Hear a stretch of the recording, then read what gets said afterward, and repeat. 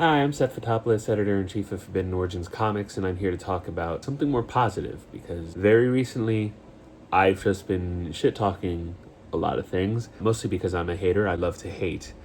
Let's bring it back a bit. So what I'm going to do today is talk about 3 things I've enjoyed this year: movie, a video game, and a comic book. So let's get into it. So I used to go to the movies every weekend. I used to go with my mother, and we would just watch pretty much anything that came out. It didn't matter how good or how terrible it was. But since I've moved out, it's kind of been harder to justify going out to the movies, especially living in Brooklyn, where going to the movies takes an hour, even if you don't live that far from them. Technically I live 5 miles away from a movie theater, but that 5 miles takes an hour to get to. That being said, I have been lucky enough to go out and see some cool stuff like Mickey 17 and the Looney Tunes movie in theaters, in packed theaters, surprisingly, considering all the discourse surrounding them. The best thing I've probably seen is Sinners. Sinners is a horror movie by Ryan Coogler, a vampire film set in the Deep South and Jim Crow era. Horror films, even the B-rated ones, are known for their social commentary, and Sinners is no different. It's steeped in Marxist politics, racial politics, Southern mysticism, Southern Gothic culture. All these things create a magical blend of a really fucking good movie. It's very exciting to see that movie take off the way that it has. I don't know, I just encourage you all to see it. In terms of comics, I tend to struggle keeping up with comics week to week. I don't really like to read things week to week. I binged all the way through One Piece until I caught up, and then I held off on it for a couple months so I can binge again. Same with Chainsaw Man. Kind of the same with the Absolute and Ultimate Comics. In terms of one of the bundles that I did read was Tom King's Human Target. Human Target is a modern noir comic about a man, the Human Target, whose job is to be assassinated for somebody else.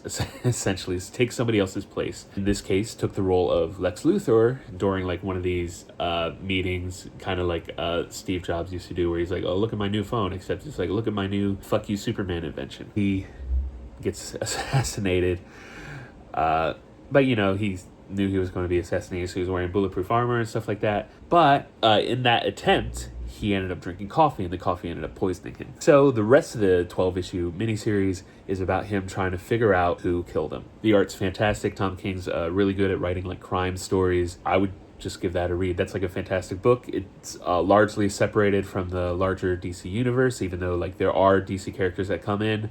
There's a really good issue where he knows that Batman's the smartest person in the world, so he's just fucking running from him that entire issue, going I know he's here, I know he's somewhere. Really good.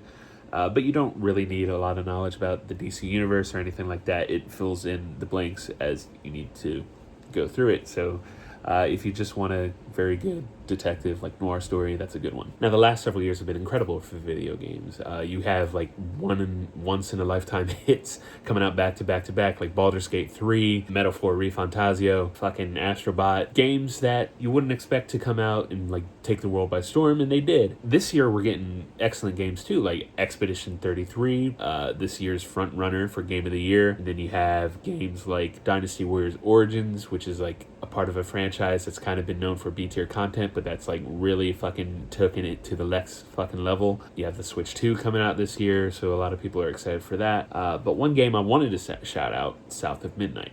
So recently I fixed my Xbox, got some Game Pass games. Expedition 33 and the new Doom are part of that. But then you have South of Midnight. Is a game steeped in Southern Black culture. So if you're hey Big Cat, so if you're watching something like Sinners and you want to play something like that, I would suggest picking up South of Midnight. It's really cool because it's designed kind of like a stop motion animated feature, but it's an action platformer. Now the action platforming is kind of whatever, but the story's pretty cool, and the visuals are incredible. Again, it's steeped in Southern mysticism, which is not something you saw a lot until very, very recently with stuff like Sinners. It's also very interesting that 2 games with the name Midnight came out that are based on stop motion animation. The Midnight Walk just came out recently, and it's based on claymation. South of Midnight's kind of based on that jerky stop animation. I don't know, very interesting, 2 nickels and everything like that. Big Cat, stop. But that one I wanted to recommend because it is stuck behind the Xbox paywall. It's on PC as well, but not that many people are playing Xbox, so I just wanted to shout out South of Midnight. So I was Seth, editor-in-chief for Forbidden Origins Comics, so you can go to our website, forbiddenorigins.com, to look at our new comics and new books that are coming out. We're coming out with a TTRPG pretty soon, so keep an eye out for that. Join our Discord, subscribe to OrigiNation Media. All right, have a good day.